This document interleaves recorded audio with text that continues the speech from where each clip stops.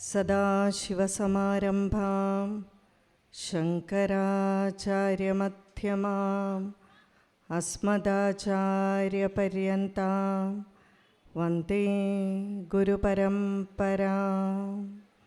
സച്ചിദാനന്ദരൂപായ കൃഷ്ണായ ക്ലിഷ്ടകാരിണേ നമോ വേദാന്തവേദ്യായ ഗുരവേ ബുദ്ധിസാക്ഷിണേ. സത്രവേദിയിലെ എല്ലാ സജ്ജനങ്ങൾക്കും നമസ്കാരം. ഇന്നത്തെ പ്രഭാഷണ വിഷയം 11-ാം സ്കന്ധത്തിലെ ഉദ്ധവരുടെ ബദരി യാത്രയാണ്. അതിനു മുമ്പായിട്ടുള്ള കുറേ ഭാഗങ്ങൾ നിങ്ങളിപ്പോൾ ഇവിടെ വളരെ രസകരമായിട്ടുള്ള രീതിയിൽ കേട്ടുകഴിഞ്ഞു. ഏകാദശ സ്കന്ധത്തിൻ്റെ തൊട്ടു മുമ്പിലുള്ള സ്കന്ധം ദശമസ്കന്ധമാണ്. ദശമസ്കന്ധത്തിൻ്റെ വിഷയം എന്നുള്ളത് നിരോധമാണ്. നിരോധമെന്നാൽ തടസ്സം എന്നർത്ഥം. നമ്മളുടെ ഈ ജീവനെ ഈശ്വരനുമായി ചേർക്കാൻ അല്ലെങ്കിൽ ചേരുന്നതിൽ തടസ്സം നിൽക്കുന്നത് എന്തൊക്കെയാണ്? അതിൻ്റെ വളരെ വിശദീകരിച്ചിട്ടുള്ള പരാമർശമാണ് നമ്മൾ ദശമസ്കന്ധത്തിൽ കാണുന്നത്. അത് വേറൊന്നുമല്ല, അഹങ്കാരം തന്നെയാണ്. പക്ഷേ ഈ അഹങ്കാരത്തിന് ധാരാളം സ്വരൂപങ്ങളുണ്ട്, അല്ലേ? കാമക്രോധ ലോഭമോഹാദികളെല്ലാം ഇതിൻ്റെ പല പല വകഭേദങ്ങളാണെന്ന് മാത്രം. അപ്പം ഇവയെ ഇല്ലാതെയാക്കി, ഈ തടസ്സങ്ങളെ ഇല്ലാതെയാക്കി ജീവൻ എങ്ങനെ ഈശ്വരനുമായിട്ട് ചേരാം? അതെങ്ങനെയാണ് സാധിക്കുക? ഒന്ന് നമ്മളുടെ ആത്മശക്തി കൊണ്ട്, മറ്റൊന്ന് ഭഗവാന്റെ അനുഗ്രഹം കൊണ്ട്. ഈ രണ്ട് കാര്യങ്ങൾ കൊണ്ട് മായയെ എങ്ങനെ ഇല്ലാതെയാക്കാം, ഇതിൽ പ്രതിപാദിച്ചിട്ടുണ്ട്. പിന്നെയോ ഭേദത്തെ മാറ്റി എങ്ങനെ ആ അഭേദത്തിൽ എത്തിച്ചേരാം, ഇങ്ങനെയുള്ള വഴികളെല്ലാം ഏതിൽ പറഞ്ഞിട്ടുണ്ട്? ദശമസ്കന്ധത്തിൽ പറഞ്ഞിട്ടുണ്ട്. അതുകൊണ്ട് പറയപ്പെടുന്നു, ആചാര്യന്മാർ പറയുന്നു എന്താണ്? ദശമസ്കന്ധം എന്ന് പറഞ്ഞാൽ ഭഗവാന്റെ ഹൃദയം ആണ് എന്ന്. അപ്പം അത് കഴിഞ്ഞിട്ടുള്ള ഏകാദശ സ്കന്ധമോ? ഏകാദശ സ്കന്ധം ഭഗവാന്റെ ശിരസ് ആണെന്നാണ് പറയുന്നത്. ശിരസ് എന്തിനെയാണ് സൂചിപ്പിക്കുന്നത്? പൊതുവെ ബുദ്ധിയെ, ജ്ഞാനത്തിനെ ഒക്കെയാണ് സൂചിപ്പിക്കുന്നത്. നമ്മൾ അംഗന്യാസ കരന്യാസമൊക്കെ ചെയ്യുമ്പോൾ ഋഷിയെ സൂചിപ്പിക്കുന്നത് ശിരസ്സിലാണ്. ഋഷയോ സത്യദ്രഷ്ടാര, സത്യത്തെ ദർശിച്ചവരാണ്, പരമമായിട്ടുള്ള ജ്ഞാനമുള്ളവരാണ് ആ ഋഷികൾ. അതുകൊണ്ട് തന്നെ അതിനെ സൂചിപ്പിക്കുന്ന അംഗം എന്ന് പറയുന്നത് ശിരസ്സാണ്. ജ്ഞാനത്തിൻ്റെ ആ ഒരു സിമ്പലായിട്ട്, എംബ്ലമായിട്ടൊക്കെ നമ്മൾ സൂചിപ്പിക്കുന്നത് ശിരസ്സാണ്. ഗണപതി ഭഗവാന്റെ ആ വലിയ ശിരസ്സും എന്തിനെയാണ് സൂചിപ്പിക്കുന്നത്? ബുദ്ധിയുടെയും സിദ്ധിയുടെയും അധിപനാണ് ഗണപതി ഭഗവാൻ. ശരീരത്തിലെ ഈ 1/5 ഭാഗം തല എന്നുള്ളത് കൊണ്ട് സൂചിപ്പിക്കുന്നത്, നമ്മൾ പാട്ടിലൊക്കെ ചൊല്ലും, പ്രണവസ്വരൂപ വക്രതുണ്ടം എന്നല്ലേ? ആ പ്രണവസ്വരൂപം പരമമായിട്ടുള്ള ജ്ഞാനമാണ് ഗണപതി ഭഗവാൻ. അപ്പോൾ ആ ജ്ഞാനം എന്ന് പറയുന്നത്, അല്ലെങ്കിൽ ആ ബുദ്ധിയെയാണ് ശിരസ് സൂചിപ്പിക്കുന്നത്. ഏകാദശ സ്കന്ധം ഭഗവാന്റെ ശിരസ്സാണ് എന്ന് പറയുമ്പോൾ നമ്മൾ അതിൽ നിന്ന് എന്ത് മനസ്സിലാക്കണം? നമുക്ക് ഈ ദുഃഖമുണ്ടാകുന്നത് അല്ലെങ്കിൽ ബന്ധനമെല്ലാം ഉണ്ടാകുന്നത് എന്തുകൊണ്ടാണ്? ശരി ഏത് എന്നുള്ള അറിവില്ലാത്തത് കൊണ്ടാണ്, ആ ജ്ഞാനമില്ലാത്തത് കൊണ്ടാണ്. പക്ഷേ ഈ ജ്ഞാനം എന്ന് പറയുന്നത് എന്താണ്? നമ്മൾ പറയുന്നത് പോലെയുള്ള പുസ്തകജ്ഞാനമല്ല, പരമമായിട്ടുള്ള ജ്ഞാനം അല്ലെങ്കിൽ ബ്രഹ്മവിദ്യ. അതറിഞ്ഞാലോ നമുക്ക് മോക്ഷം പ്രാപ്തമാകും. അതുകൊണ്ട് തന്നെ ഇതിനകത്തെ വിഷയമെന്ന് പറയുന്നത് എന്താണ്? മോക്ഷമാണ്. ഏകാദശ സ്കന്ധത്തിലെ വിഷയം എന്നുള്ളത് മോക്ഷം.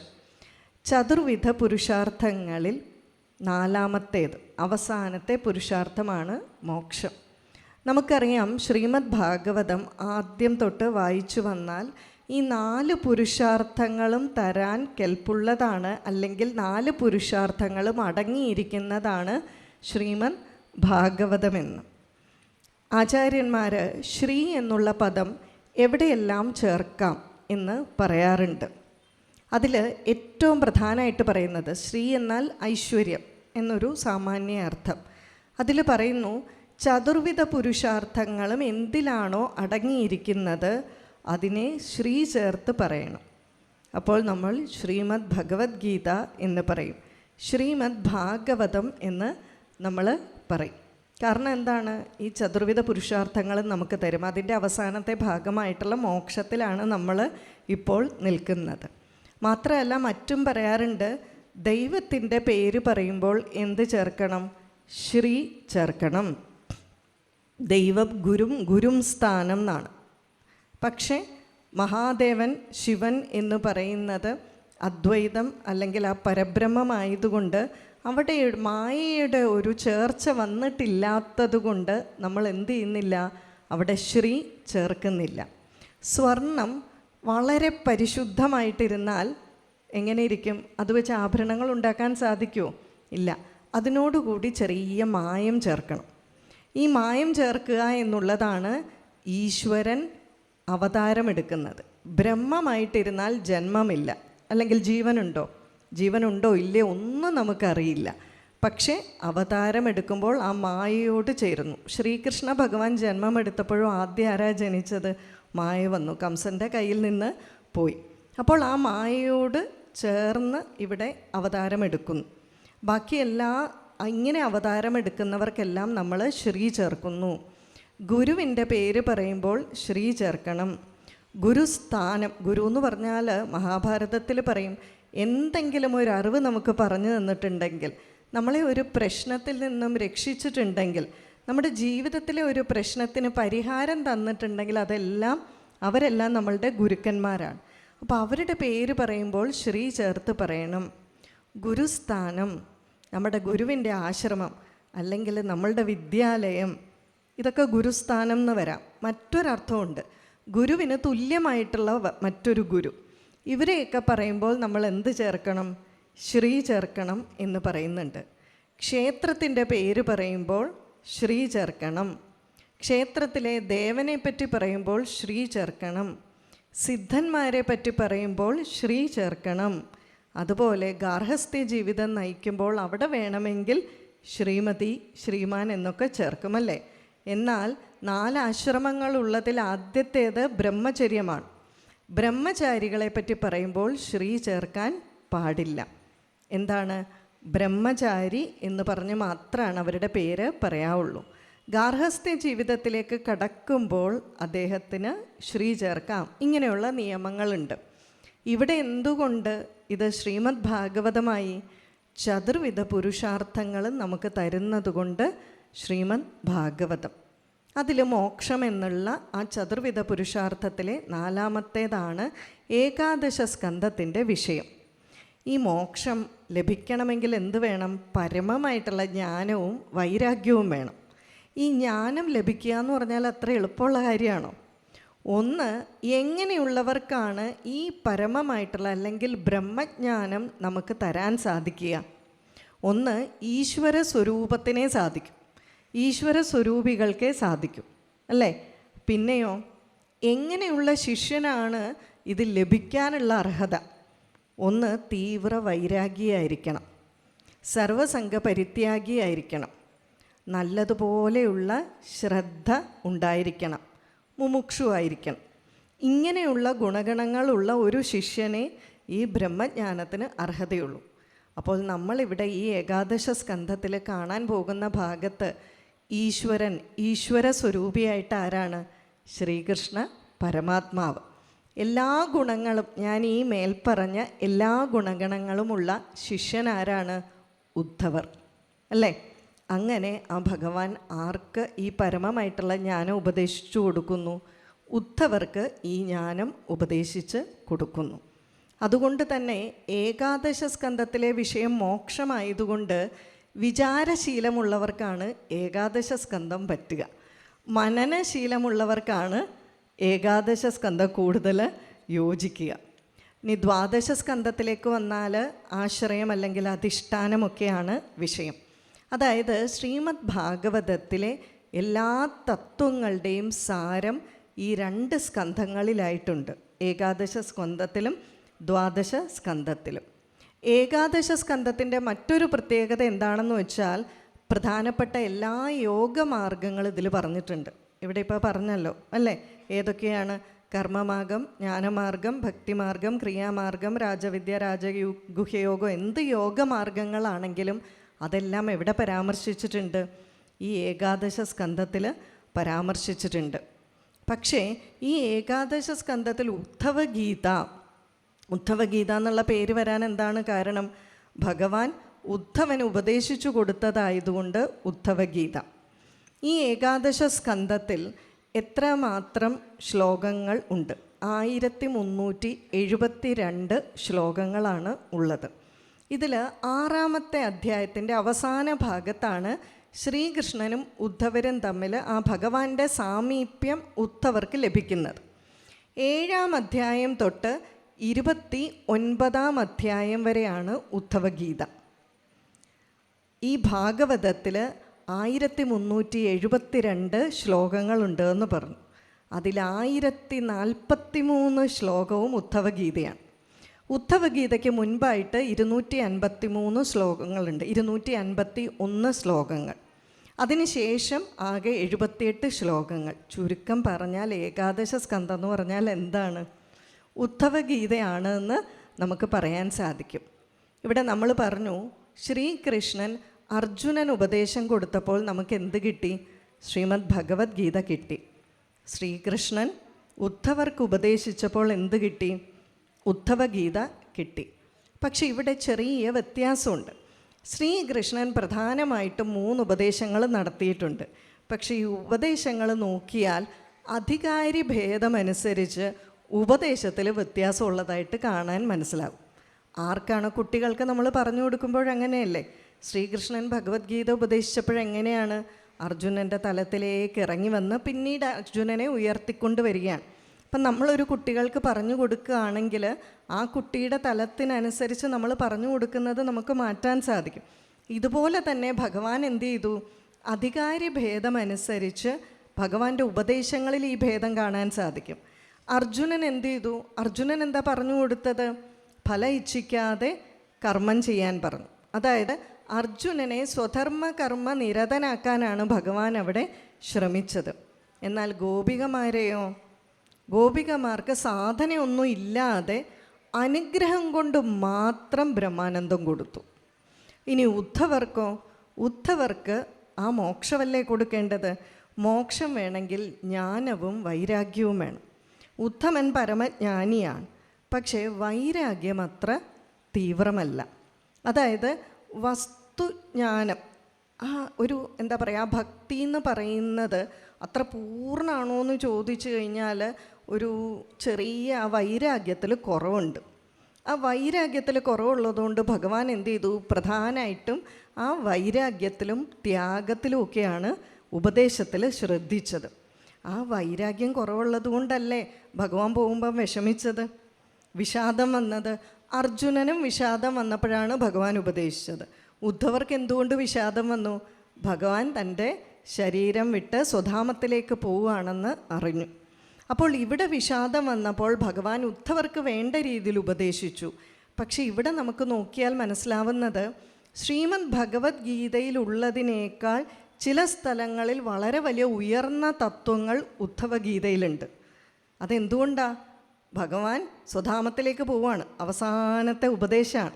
അപ്പോൾ എന്തെങ്കിലും ഇനി വിട്ടുപോയിട്ടുണ്ടെങ്കിൽ അതും കൂടെ കൊടുത്തിട്ട് പോയേക്കാമെന്ന് വിചാരിച്ച് ഭഗവാൻ ആ തത്വങ്ങളെല്ലാം ഉദ്ധവർക്കായിട്ട് പറഞ്ഞു കൊടുക്കുകയാണ്.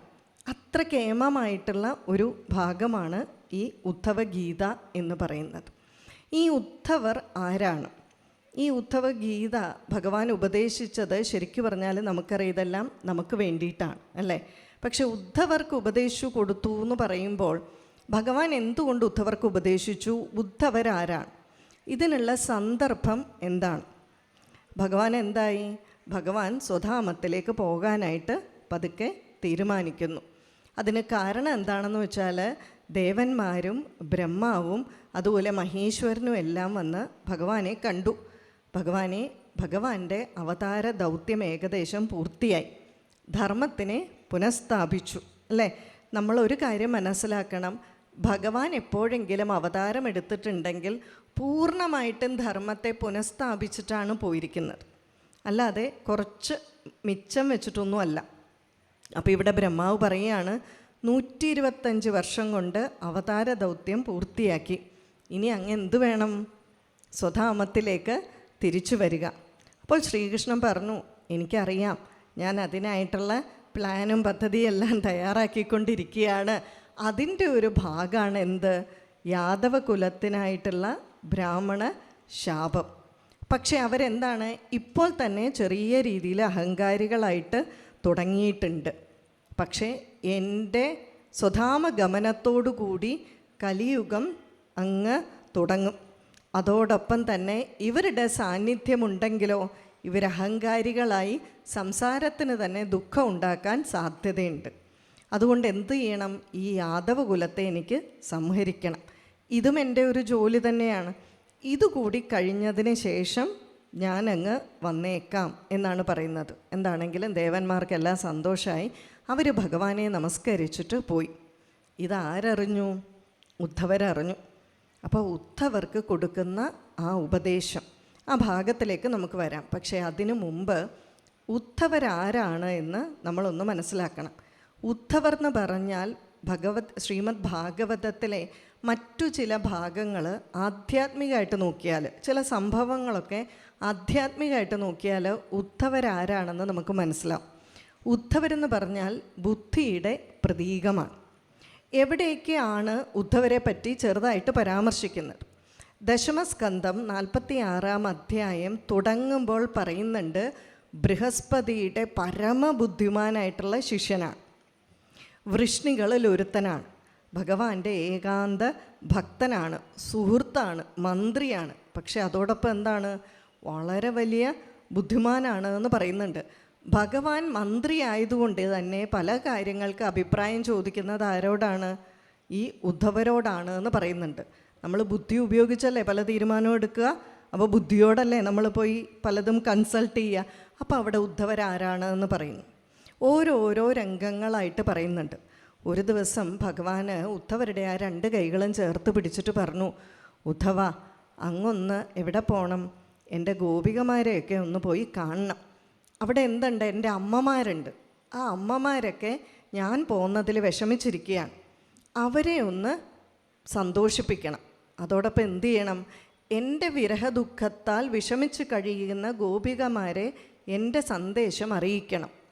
ഭഗവാൻ ഗോപികമാർക്കായിട്ടുള്ള ജ്ഞാന സന്ദേശം കൊടുത്തയച്ചത് ആരുടെ കയ്യിലാണ്? ഉദ്ധവരുടെ കയ്യിൽ. ഇതിൽ നിന്നും ഉദ്ധവർ ബുദ്ധിയുടെ പ്രതീകമാണെന്ന് അറിയില്ലേ? ജ്ഞാന സന്ദേശം ആരുടെ കയ്യിലാണ് കൊടുത്തുവിട്ടത്? ഉദ്ധവരുടെ കയ്യിലാണ്. പിന്നീടോ ഒരിക്കൽ നമുക്കറിയാം, നരകാസുര വധമൊക്കെ കഴിഞ്ഞപ്പോൾ ഭഗവാൻ കുറേ സ്ത്രീകളെയൊക്കെ വിവാഹം കഴിച്ചു.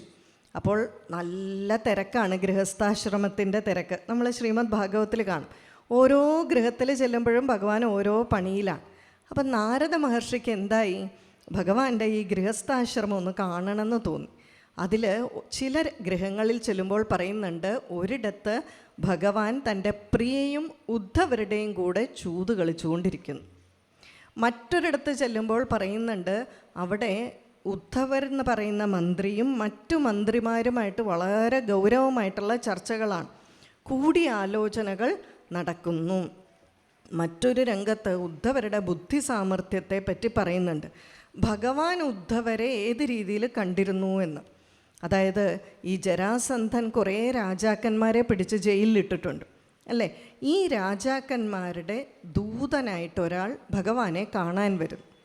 ഇതേ സമയമാണ് യുധിഷ്ഠിരന് രാജസൂയയാഗം നടത്തണം, അതിൽ പങ്കെടുക്കാൻ ഭഗവാൻ വരണമെന്ന് പറഞ്ഞു ദൂതനായിട്ട് നാരദ മഹർഷിയും വരുന്നത്. ഒരേ സമയം ഇവർ 2 പേരും ഭഗവാന്റെ അടുക്കൽ കാര്യം പറയാനെത്തി. 2 പേരും കാര്യം പറഞ്ഞു. ഭഗവാന് കൺഫ്യൂഷനായി, ഇതിലാദ്യം ഏത് നടത്തണം. ഇതൊക്കെ ഭഗവാന്റെ ലീലയാണ് കേട്ടോ, ഭഗവാന് കൺഫ്യൂഷനൊന്നും ആയിട്ടില്ല. എങ്കിൽ പോലും ഭഗവാൻ നമുക്ക് മനസ്സിലാക്കി തരാൻ വേണ്ടിയിട്ട് ഇതിലേതാദ്യം ചെയ്യണം? 2 കാര്യങ്ങൾ ഒരേ സമയം ചെയ്യണമെങ്കിൽ നമ്മൾ എന്തിനെ ആശ്രയിക്കും? ബുദ്ധിയെ ആശ്രയിക്കും. ഭഗവാൻ അവിടെ ഉദ്ധവരെ വിളിച്ചു വരുത്തുന്നുണ്ട്. ഭഗവാൻ അവിടെ പറയുന്നുണ്ട്, പരമമായിട്ടുള്ള ചക്ഷുസാണ് ഉദ്ധവർ. തെറ്റു പറ്റാത്തവനാണ്, കൃത്യമായിട്ട് ബുദ്ധി പ്രയോഗിക്കാൻ അറിയാവുന്നവനാണ്, അറിവുള്ളവനാണ്. അപ്പോൾ ഉദ്ധവ, ഇങ്ങനെ 2 ഓപ്ഷൻസ് വന്നിട്ടുണ്ട്, ഇതിലേത് തിരഞ്ഞെടുക്കണം? അപ്പോൾ ഉദ്ധവർ തന്നെ പറയുന്നുണ്ട്, ഭഗവാനെ അങ്ങേക്കിതെല്ലാം അറിയാം, ഇതൊക്കെ ഞാൻ പറഞ്ഞു തരേണ്ട ആവശ്യമുണ്ടോ എന്ന് പറഞ്ഞിട്ട് ഉദ്ധവർ പറയുന്നുണ്ട്, ഭഗവാനെ ശരിക്ക് പറഞ്ഞാൽ യുധിഷ്ഠിരൻ്റെ രാജസൂയ യാഗത്തിൽ അങ്ങ് പങ്കെടുക്കേണ്ടത് വളരെ അത്യാവശ്യമുള്ള കാര്യം തന്നെയാണ്. കാരണം ആ രാജസൂയ യാഗത്തിനെ അത്രമാത്രം അത് പവിത്രമാക്കും. അടുത്തതോ, ജരാസന്ധനിൽ നിന്നും ഈ ജയിലിൽ കിടക്കുന്ന രാജാക്കന്മാരെ മോചിപ്പിക്കേണ്ടത് അത്രയും തന്നെ ആവശ്യമാണ്. പക്ഷേ ഒരു രാജസൂയ യാഗം നടത്തുക എന്ന് പറഞ്ഞാൽ എന്താണ്? എല്ലാ രാജാക്കന്മാരെയും തോൽപ്പിച്ചതിന് ശേഷം വേണം രാജസൂയ യാഗം നടത്താൻ. അങ്ങനെ നോക്കുമ്പോൾ ഈ ജരാസന്ധനെയും കൂടെ വധിച്ചതിന് ശേഷം രാജസൂയ യാഗം നടത്തുമ്പോഴല്ലേ അതിനൊരു വിലയുണ്ടാകുക, അല്ല ഒരു ഗുമ്മുണ്ടാകുക എന്നൊക്കെ നമ്മൾ പറയില്ലേ? എത്ര ബുദ്ധിപൂർവ്വമാണ് ഉദ്ധവർ പറയുന്നത്. അപ്പം അങ്ങനെ ചെയ്തു കഴിഞ്ഞാൽ ഒന്ന് ജരാസന്ധനെ വധിക്കുന്നത് കൊണ്ടുള്ള മഹത്വവും അങ്ങേക്കുണ്ടാകും, അതോടൊപ്പം തന്നെ ഈ 2 കാര്യങ്ങളും നടക്കും. രാജസൂയ യാഗത്തിൻ്റെ ആ ഒരു ചിട്ട എങ്ങനെയാണോ അത് പൂർണ്ണമായിട്ടുള്ള രീതിയിൽ അങ്ങേക്ക് ചെയ്യാനും സാധിക്കും. കാരണം എല്ലാ രാജാക്കന്മാരെയും തോൽപ്പിച്ചു. അതോടൊപ്പം പറയുന്നുണ്ട് 10,000 ആനകളുടെ ബലമുണ്ട് ജരാസന്ധനെ എങ്ങനെ മാത്രമേ തോൽപ്പിക്കാൻ സാധിക്കൂ? ദ്വന്ദ്വ യുദ്ധത്തിലെ തോൽപ്പിക്കാൻ സാധിക്കൂ. എത്ര അക്ഷൗഹിണിപ്പട ഉണ്ടായിട്ടും കാര്യമില്ല, ദ്വന്ദ്വ യുദ്ധത്തിലെ തോൽപ്പിക്കാൻ സാധിക്കും. അത് അങ്ങയുടെ അനുഗ്രഹം കൊണ്ട് ഭീമന് മാത്രമേ സാധിക്കൂ. ജരാസന്ധൻ വളരെയധികം ബ്രാഹ്മണരിൽ ശ്രദ്ധയുള്ളവനാണ്. അപ്പോൾ ഭീമൻ എന്തു ചെയ്യണം?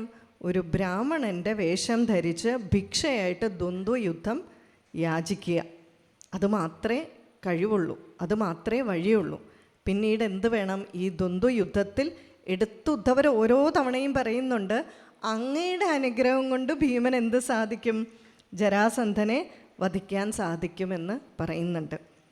ആ മറുപടിയെല്ലാം കേട്ടപ്പോൾ ഈ 2 ഓപ്ഷൻസിൽ ഏത് തിരഞ്ഞെടുക്കണം എന്നുള്ളത് ബുദ്ധിപൂർവമായിട്ട് പറയുന്ന മറുപടി കേട്ടപ്പോൾ ആ മന്ത്രിസഭയിലും ഉള്ളവർക്കും ഭഗവാനൊക്കെ വളരെ സന്തോഷമായി. ഭഗവാൻ വളരെ കാര്യമായിട്ട് ഉദ്ധവരെ അഭിനന്ദിക്കുന്നുണ്ട്. അപ്പോൾ അന്ന് ആലോചിച്ച് നോക്കുക, എത്ര ബുദ്ധിപൂർവമായിട്ടാണ് പെരുമാറ്റം. അപ്പോൾ ഈ ബുദ്ധിയെ സൂചിപ്പിക്കുന്നതാണ് ശരിക്കും പറഞ്ഞാൽ ഉദ്ധവർ. പക്ഷേ ബുദ്ധി ഉണ്ടെങ്കിലും ജ്ഞാനമുണ്ടെങ്കിലും വൈരാഗ്യം തീവ്രമല്ലെങ്കിലോ? അതുകൊണ്ടാണ് ഗോപികമാരുടെ അടുക്കലേക്ക്, ഗോപികമാർക്ക് നിഷ്ഠയുണ്ട്. അപ്പോൾ ചെറുതായിട്ട് കാര്യങ്ങളൊക്കെ പഠിപ്പിച്ചു കൊടുക്കാൻ വേണ്ടി എങ്ങോട്ട് അയച്ചത്? ഗോപികമാരുടെ അടുക്കലേക്ക് ഉദ്ധവരെ അയച്ചത്. അപ്പോൾ ആ ബുദ്ധിയുടെ സ്വരൂപത്തിന് എന്ത് വേണം? മോക്ഷം വേണം. വൈരാഗ്യം തീവ്രമല്ല, അതിനായിട്ടുള്ള ഉപദേശം വേണം. എന്താണെങ്കിലും ഉദ്ധവർക്ക് മനസ്സിലായി ഭഗവാൻ സ്വധാമം വിടാൻ പോവുകയാണെന്ന്. വൈരാഗ്യം തീവ്രമല്ലാത്തതുകൊണ്ട് എന്ത് സംഭവിച്ചു? ആകെ അസ്വസ്ഥനായി, വിഷമമായി. ഭഗവാന്റെ ഈ ഭൗതിക ശരീരം തനിക്കിനി കാണാൻ സാധിക്കില്ലല്ലോ. നേരെ ഭഗവാന്റെ അടുക്കൽ ആരും ഇല്ലാതിരിക്കുന്ന ഒരു സമയത്ത് ഭഗവാനാണെങ്കിൽ എന്താണ്, ഈ യാദവ കുലത്തിലുള്ളവരെ എല്ലാം പ്രിപ്പയർ ചെയ്തുകൊണ്ടിരിക്കുകയാണ്. നമുക്കെന്ത് വേണം? ബ്രാഹ്മണശാപം വന്നു, അതുകൊണ്ട് ഇനി എങ്ങോട്ട് പോകണം?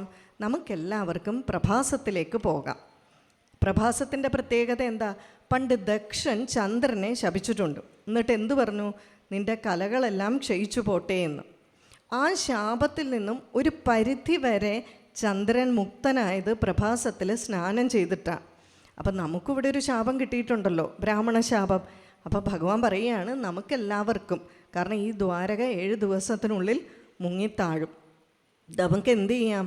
പ്രഭാസത്തിൽ പോയി ബ്രാഹ്മണർക്ക് ഭോജനമൊക്കെ കൊടുക്കാം, പിതൃക്കൾക്കും ദേവന്മാർക്കും തർപ്പണമൊക്കെ ചെയ്യാം. ഇങ്ങനെ സത്കർമ്മങ്ങളെല്ലാം ചെയ്തുകൊണ്ട് അവിടെ കഴിച്ചുകൂട്ടാം. അപ്പം നിങ്ങൾ പെട്ടിയും കിടക്കയെല്ലാം എടുത്തോളൂ എന്ന് പറഞ്ഞ് ഈ യാദവരെ എല്ലാം തയ്യാറാക്കുന്ന സമയത്താണ് ഉദ്ധവർക്ക് കാര്യം മനസ്സിലായത്. ഇതവിടെ കൊണ്ടുവിട്ടിട്ട് മൊഴി ചൊല്ലി പോവുകയാണ് എന്ന് മനസ്സിലായത്. അപ്പോൾ ആകെ വിഷമായി. അപ്പോൾ ഉദ്ധവർ ആരും ഇല്ലാത്ത സമയത്ത് ആ ഭഗവാന്റെ പാതാരബന്ധങ്ങളെ പിടിച്ച് വളരെ സങ്കടത്തോടു കൂടി പറയുകയാണ്, ഭഗവാനെ, ഈ ബ്രാഹ്മണ ശാപം എന്നൊക്കെ പറയുന്നത് വെറുതെ അല്ലേ? അങ്ങേക്ക് പരമാത്മാവായിട്ട് അങ്ങേക്ക് ഈ ബ്രാഹ്മണ ശാപമൊക്കെ ക്യാൻസൽ ചെയ്യാനുള്ള കഴിവില്ലേ? എന്നിട്ട് ചുമ്മാ എന്തിനാണ് ഈ ബ്രാഹ്മണ ശാപം എന്നൊക്കെ പറയുന്നത്? അങ്ങയുടെ ഈ ഭൗതിക ശരീരം കാണാതെ, ഈ ശബ്ദം കേൾക്കാതെ, ഈ രൂപം കേൾക്കാതെ ഞങ്ങളൊക്കെ എങ്ങനെ കഴിഞ്ഞുകൂടും? അങ്ങ് എന്തുകൊണ്ടാണ് ഞങ്ങളുടെ ഈ വിഷമത്തെപ്പറ്റി ഒന്നും ചിന്തിക്കാത്തത് എന്ന് പറഞ്ഞ് ഇങ്ങനെ പറയുകയാണ്. വളരെയധികം വിഷമിച്ച്. ഈ ഉദ്ധവരാരാണെന്നറിയാവോ? 5 വയസ്സായിരിക്കുന്ന സമയത്ത് പോലും വളരെ ഈ കളിമണ്ണ് കൊണ്ടൊക്കെ ശ്രീകൃഷ്ണൻ്റെ വിഗ്രഹം ഉണ്ടാക്കി കളിക്കുന്ന ആളാണ്. അമ്മ ഉച്ചയ്ക്ക് കഴിക്കാൻ വിളിച്ചാലും ആ നിവേദ്യം പൂർത്തിയായില്ലെങ്കിൽ, പൂജ തീർന്നില്ലെങ്കിൽ എഴുന്നേറ്റ് വരാത്തയാളാണ്. അത്ര പരമഭക്തനാണ്. അത് കഴിഞ്ഞിട്ടോ വലുതായി കഴിഞ്ഞപ്പോൾ ഭഗവാന്റെ വലിയ ഭക്തനായി, മിത്രമായി, ഭഗവാന്റെ മന്ത്രിയായി. എന്നിട്ട് ചോദിക്കുകയാണ്, ഭഗവാനെ അങ്ങേ കാണാതെ ഞാനെങ്ങനെയാണ് കഴിച്ചു കൂട്ടുക? ഞാൻ എന്താ ചെയ്യാറുള്ളത്? അങ്ങ് രാവിലെ കുളിക്കാറാവുമ്പോൾ തലേദിവസത്തെ വസ്ത്രമൊക്കെ അഴിച്ചിടും. ഞാൻ എന്നും ഉടുക്കുന്നത് ആ വസ്ത്രമാണ്. അതുപോലെ എല്ലാ ദിവസവും ആ തലേദിവസത്തെ വനമാല അങ്ങ് എൻ്റെ കഴുത്തിൽ ചാർത്തി തരില്ലേ? അങ്ങ് കഴിച്ച ആ ഭക്ഷണത്തിൻ്റെ ഒരു അംശമല്ലേ ഞാൻ കഴിക്കുന്നത്? ചുമ്മാതെയാണോ ഉദ്ധവരെ കാണുമ്പോൾ ഭഗവാനായിട്ട് തോന്നുന്നത്? ഇങ്ങനെയൊക്കെയുള്ള എന്നെ അങ്ങ് വിട്ടുപോയാൽ ഞാൻ എന്ത് ചെയ്യും എന്നാണ് ഉദ്ധവർ ചോദിക്കുന്നത്. അപ്പോഴാണ് ഭഗവാൻ ഉദ്ധവരുടെ ഈ മനസ്സിനെല്ലാം ശാന്തി വരുത്താനായിട്ടുള്ള ഉപദേശം കൊടുക്കുന്നത്. വളരെ ബൃഹത്തായിട്ടുള്ള ഉപദേശം. അതിൻ്റെ ആദ്യ ഭാഗങ്ങളെല്ലാം നിങ്ങളിവിടെ കേട്ട് കഴിഞ്ഞു അല്ലേ? ആ ഭാഗങ്ങളെല്ലാം കഴിഞ്ഞു എന്ന് തോന്നുന്നു. സാഖ്യയോഗ, ഇളഗീത, ക്രിയായോഗം നമ്മളിവിടെ പറഞ്ഞു. യോഗങ്ങളെല്ലാം ഇവിടെ പറയുന്നുണ്ട്. അവസാനം ജ്ഞാനയോഗം ഉപദേശിച്ചു കൊടുത്തു. ജ്ഞാനയോഗം എല്ലാം ഉപദേശിച്ചു കൊടുത്തു കഴിഞ്ഞപ്പോൾ ഉദ്ധവർ പറയുന്നുണ്ട്, എൻ്റെ ഭഗവാനെ, ഇതൊന്നും ഞങ്ങളെക്കൊണ്ട് പറ്റില്ല. വലിയ വലിയ യോഗിമാർക്ക് പോലും ഈ കർമ്മയോഗവും ജ്ഞാനയോഗവും ഒന്നും പറ്റില്ല അല്ലേ? ജ്ഞാനയോഗം എന്ന് പറഞ്ഞാൽ ആ അഷ്ടാംഗ യോഗമൊക്കെ ശീലിക്കുന്ന വളരെ വലിയ യോഗികൾക്ക് പോലും ഈ ജ്ഞാനയോഗം അസാധ്യമാണ്. ഇവിടെ ഉദ്ധവരോ ഭഗവാന്റെ ശരീരം പോകുന്നു എന്ന് പറഞ്ഞ് വിലപിക്കുകയാണ്. അപ്പോൾ ഉദ്ധവർ പറഞ്ഞു, എൻ്റെ ഭഗവാനെ, ഇതൊന്നും എന്നെക്കൊണ്ട് പറ്റില്ല. കുറച്ചും കൂടെ സിമ്പിളായിട്ടുള്ള, എന്നെപ്പോലെയുള്ളവർക്ക് പറ്റുന്ന എന്തെങ്കിലും ഒരു മാർഗം പറഞ്ഞു തരൂ എന്ന് പറയുമ്പോഴാണ്, അതായത് വൈരാഗ്യം കൂടുതലുള്ളവർക്കുള്ളതാണ് ജ്ഞാനയോഗം, വൈരാഗ്യം കുറവുള്ളവർക്കോ ഭക്തിയോഗം അല്ലേ? അപ്പോൾ ഇവിടെ ഭഗവാൻ ആ ഭക്തിയോഗം ഉപദേശിച്ച് കൊടുക്കുകയാണ്. ഭക്തിയോഗം എന്ന് പറഞ്ഞാൽ എന്താണ്? ഭഗവാൻ പറയുന്നുണ്ട്, ഭക്തിയുടെ ഏറ്റവും പരമമായിട്ടുള്ള തലമേത്? 3 തരത്തിലുള്ള ഭക്തന്മാരുണ്ട്, ശ്രീമദ് ഭാഗവതത്തിൽ പറയുന്നുണ്ട് അല്ലേ? ഒന്ന് ഏറ്റവും താഴ്ന്ന പടിയിലുള്ള ഭക്തൻ. ആ ഭക്തൻ എന്താ പറയുന്നത്? ദാ ഭഗവാൻ അവിടെ ഇരിക്കുന്നു അല്ലേ, ക്ഷേത്രത്തിലിരിക്കുന്നു, ഭഗവാൻ ദാ വിഗ്രഹത്തിലിരിക്കുന്നു എന്നൊക്കെ പറയും. അത് മോശമാണെന്നല്ല. കാരണം എന്താണ്? അയാളും ഭക്തനാണ്. ഈ ഭക്തൻ എന്ന് പറയുന്ന സർട്ടിഫിക്കറ്റ് കിട്ടണേ തന്നെ എന്തൊരു പാടാ. ഇത് നമ്മൾ പറഞ്ഞാൽ മതിയോ? ആര് പറയണം? നീ എൻ്റെ ഭക്തനാണെന്ന് സർട്ടിഫിക്കറ്റ് നമ്മളൊരു പ്രോഗ്രാമിൽ പങ്കെടുത്തിട്ട് നമ്മൾ തന്നെ സീല് വെച്ചാൽ എങ്ങനെ ഇരിക്കും അല്ലേ? അതിന് വേണ്ട അധികാരി തന്നെ അത് സീല് വെച്ച് തരണം. അപ്പോൾ ഇവിടെ ഭഗവാൻ തന്നെ പറയണം. പക്ഷേ ഭഗവാൻ പറയുന്നത് ഇതൊരു എൻട്രി പോയിൻ്റാണ്, വിസിറ്റിംഗ് കാർഡാണ്. എന്താണെങ്കിലും നീ ഭക്തനാണ്, അപ്പം നീ എന്ത് ചെയ്യും? ഇതാ അവിടെ ഭഗവാൻ ഇരിക്കുന്നു എന്ന് പറയും. അടുത്ത മധ്യമ ഭക്തനാവുമ്പോൾ എന്താണ്? എൻ്റെ ഉള്ളിൽ ഭഗവാൻ ഇരിക്കുന്നു എന്ന് പറയും. ഉത്തമ ഭക്തൻ എന്ത് പറയും? എല്ലാത്തിലും ഭഗവാൻ ഇരിക്കുന്നു.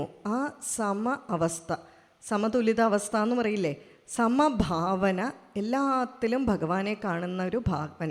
ഇതാണ് ഭക്തിയോഗത്തിൻ്റെ ഉയർന്ന പടി. അപ്പോൾ പറഞ്ഞു കൊടുക്കുകയാണ്, ഈ ഒരു ഭാവമാണ് അങ്ങേക്ക് വേണ്ടത് എന്ന്. ഇത് മനസ്സിലാക്കാൻ വളരെ ചെറിയ ഒരു സംഭവം പറയാം. നമുക്കിങ്ങനെ തത്വമൊക്കെ വളരെ എളുപ്പത്തിൽ ഇങ്ങനെ പറഞ്ഞു പോകാം. എന്താ, എല്ലാത്തിലും ഭഗവാനെ കാണുക എന്ന്. എന്നിട്ട് പാറ്റായെ കാണുമ്പം നമ്മൾ ഹിറ്റെടുത്തടിക്കും അല്ലേ? പാമ്പിനെ കാണുമ്പോൾ ഓടും. ഇതൊക്കെ ഉദ്ധവർ ചോദിക്കുന്നുണ്ട്. എൻ്റെ ഭഗവാനെ, ഒരു മൃഗത്തിനെ മറ്റൊരു മൃഗം കൊല്ലുമ്പോഴും സമഭാവനയോടുകൂടി ഈശ്വര ചൈതന്യമാണെന്ന് ഞാൻ വിചാരിക്കണോ? എന്നെ പാമ്പ് കൊത്താൻ വരുമ്പോഴും ഞാൻ സമഭാവനയോടുകൂടി വിചാരിക്കണോ? പക്ഷേ ഭഗവാൻ നമ്മുടെ തലത്തിലേക്ക് ഇറങ്ങിയിട്ട് slow and steady wins the race എന്നുള്ളതുപോലെ പതുക്കെ പതുക്കെ എന്താണ് വേണ്ടതെന്ന് പറഞ്ഞു കൊടുക്കുന്നുണ്ട്. അപ്പോൾ ഈ സമഭാവനയാണ് ഭക്തി എന്നുള്ളത് എങ്ങനെ മനസ്സിലാക്കാം? കുറച്ച് നാളുകൾക്ക് മുമ്പ് ഒരു സ്വാമിജി പറഞ്ഞ ഒരു ഉദാഹരണമാണ്.